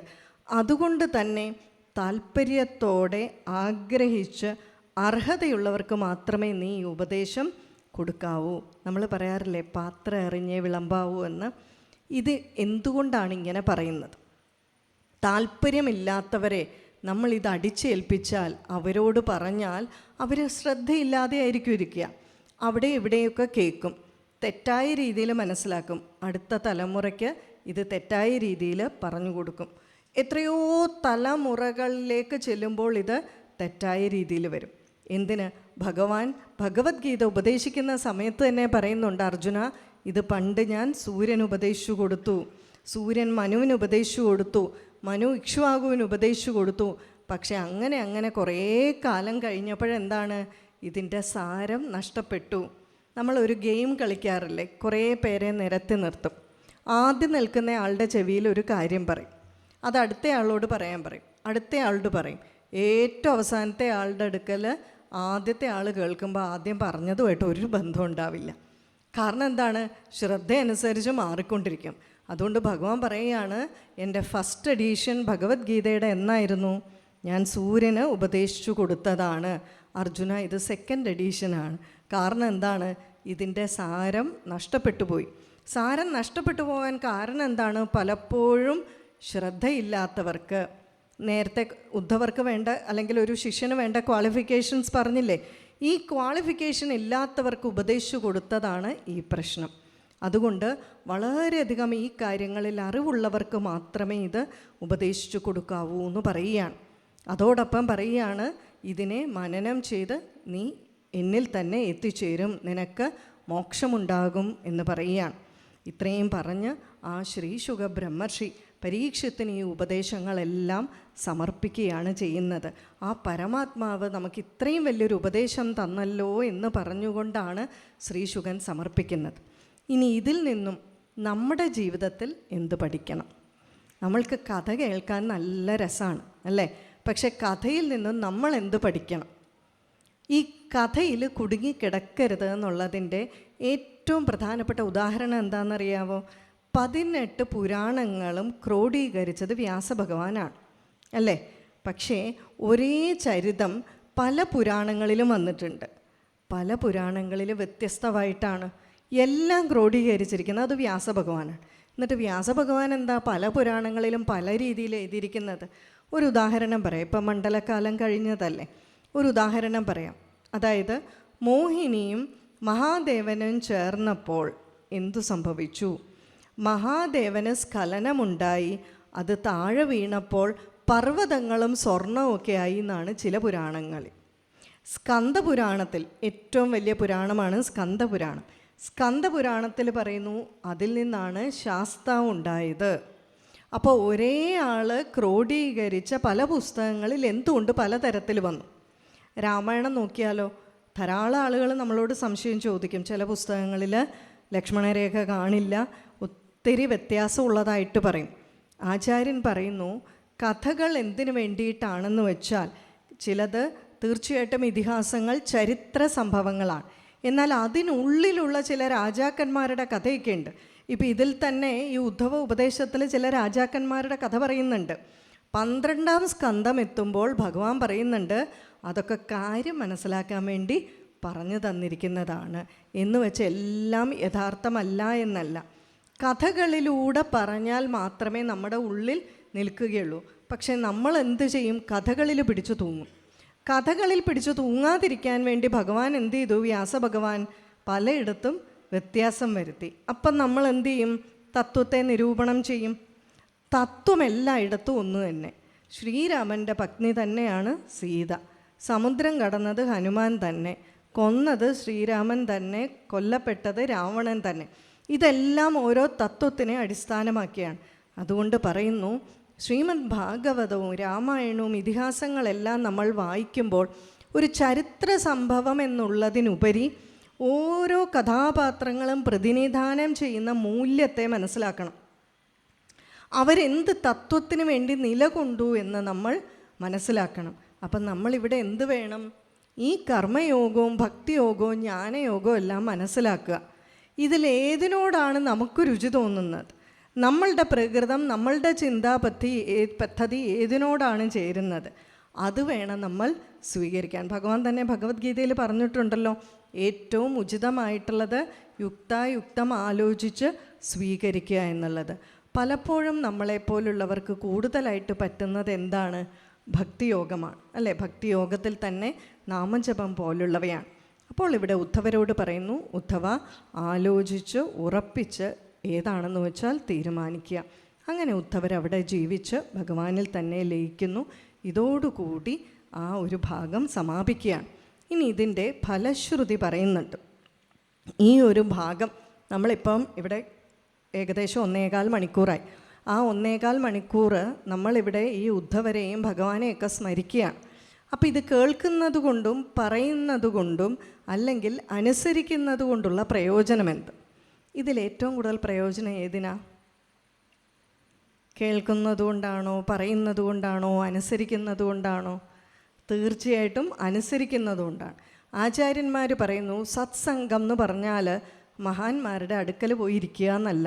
സത്സംഗം പൂർത്തിയാകുന്നത് എപ്പോഴാണ്? അവർ പറയുന്നത് നമ്മുടെ ജീവിതത്തിൽ പ്രാവർത്തികമാക്കുമ്പോഴാണ്. അപ്പോൾ പറയുന്നു, ഈ ഉദ്ധവ ഗീത നമ്മളിപ്പോൾ പറഞ്ഞു, നിങ്ങളെല്ലാവരും കേട്ടു. ഇത് അനുസരിക്കുകയാണെങ്കിൽ അവർ ഈ സംസാര ബന്ധനത്തിൽ നിന്ന് മുക്തി നേടും. മാത്രമല്ല, അവർക്ക് ഈ സംസാരത്തെ മുക്തമാക്കാനോ അല്ലെങ്കിൽ ജഗത്തിലുള്ള കുറച്ച് പ്രാണികളെ ആണെങ്കിലും ഈ സംസാരത്തിൽ നിന്ന് മുക്തമാക്കാൻ സാധിക്കുമെന്ന് പറഞ്ഞിരിക്കുകയാണ്. ഇത്രയും പറഞ്ഞുകൊണ്ടാണ് ആ ഉദ്ധവഗീത എന്ന് പറയുന്ന ഭാഗം സമാപിപ്പിക്കുന്നത്. ഇതിൻ്റെ അടുത്ത ഭാഗമായിട്ടാണ് ഇനി ആ യദുകുല സംഹാരമൊക്കെ വരുന്നത്. അവിടെയും ഭഗവാൻ നമുക്ക് ചെറിയൊരു കാര്യം കാണിച്ചു തരുന്നുണ്ട്. അത് അടുത്തയാളുടെ വിഷയമാണെങ്കിൽ പോലും ശ്രീകൃഷ്ണ ഭഗവാൻ ഓരോ പ്രവൃത്തിയിലൂടെ നമ്മളെ എന്തൊക്കെ പറഞ്ഞ് മനസ്സിലാക്കി തരുന്നു എന്നുള്ളത് ഈ യദുകുല സംഹാരത്തിൻ്റെ ഭാഗം ഭഗവാൻ ഇവിടെ പറഞ്ഞു, അല്ലേ? അതിൽ ഭഗവാൻ പറയുന്നുണ്ട്, അവർക്ക് ചെറുതായിട്ട് അഹങ്കാരം വന്നു എന്ന്. ഈ അഹങ്കാരത്തിൻ്റെ ഏറ്റവും പ്രധാന കേന്ദ്രം ഭഗവാന്റെ പുത്രൻ തന്നെയാണ്. ഷോഡശ സംസ്കാരത്തിൻ്റെ പരിപൂർണ അവതാരമായിട്ടുള്ള ഷോഡശ സംസ്കാരം അറിയാവുന്ന ഭഗവാൻ എങ്ങനെയാണ് ബ്രാഹ്മണരെ, ജ്ഞാനികളെ നിന്ദിക്കുന്ന ഒരു പുത്രനുണ്ടായത്, സാമ്പനുണ്ടായത്? അപ്പോൾ ഭഗവാൻ പറയുന്നു, ഈ കർമ്മങ്ങളെല്ലാം നമ്മൾ ചെയ്താലും കൂട്ടുകെട്ട് തെറ്റാണെങ്കിൽ കുട്ടികൾ വഴിപിഴച്ചു പോകാം. അപ്പോൾ അതുകൊണ്ടാണ് സത്സംഗത്തിൻ്റെ പ്രാധാന്യം പറയുന്നത്. സത്സംഗം കൂടിയാൽ എന്താണ്? നമ്മൾ ഏത് മഹാത്മാവായിട്ട് കൂട്ടുകൂടുന്നോ അവരുടെ സ്വഭാവവും രീതിയും നമ്മളെ ഉദ്ധവരെ കണ്ടാൽ ഭഗവാനെ പോലെ ഇരിക്കുന്നു എന്ന് പറയില്ലേ, ആ ഭാവത്തിലായിട്ട് മാറുമെന്ന് പറയും. അങ്ങനെയുള്ള ആ സംഹാരമൊക്കെ അടുത്ത ഭാഗത്തിൽ കേൾക്കാം. ആ ഉദ്ധവരെയും ഇതെല്ലാ ഉപദേശങ്ങളും നമുക്ക് ഈ പ്രപഞ്ചത്തിനായിട്ട് തന്ന ആ ഒരു പരമാത്മാവിനെയും സ്മരിച്ചുകൊണ്ട് പറഞ്ഞ എല്ലാ വാക്കുകളും ഭഗവാന്റെ പാതാരവിന്ദങ്ങളിൽ സമർപ്പിക്കുന്നു. എന്നെ ക്ഷമയോടെ ശ്രവിച്ച എല്ലാ സജ്ജനങ്ങളുടെയും പാദങ്ങളിൽ മനസ്സാ നമസ്കരിക്കുന്നു. വീണ്ടും വീണ്ടും ഈ സത്രവേദിയിൽ ഇവിടെ ഒന്ന് കാലുവയ്ക്കാൻ സാധിക്കുക എന്ന് പറയുന്നത് തന്നെ പുണ്യമാണ്. ആ കൃഷ്ണൻ തിരുമേനിയും ഏടത്തെയും ഒക്കെ ഇങ്ങനെ അവരെ ഒന്ന് ദർശനഭാഗ്യം, അല്ലേ? അങ്ങനെയുള്ള വേദിയിൽ വീണ്ടും വീണ്ടും ഭഗവത് കഥകൾ പറയാൻ അവസരം തരുന്ന പ്രത്യേകിച്ചും നാരായണസ്വാമി അവർകൾ, മറ്റ് കമ്മിറ്റി ഭാരവാഹികൾ എല്ലാവരോടും നന്ദി പറഞ്ഞുകൊണ്ട് നിർത്തുന്നു. നമസ്തേ.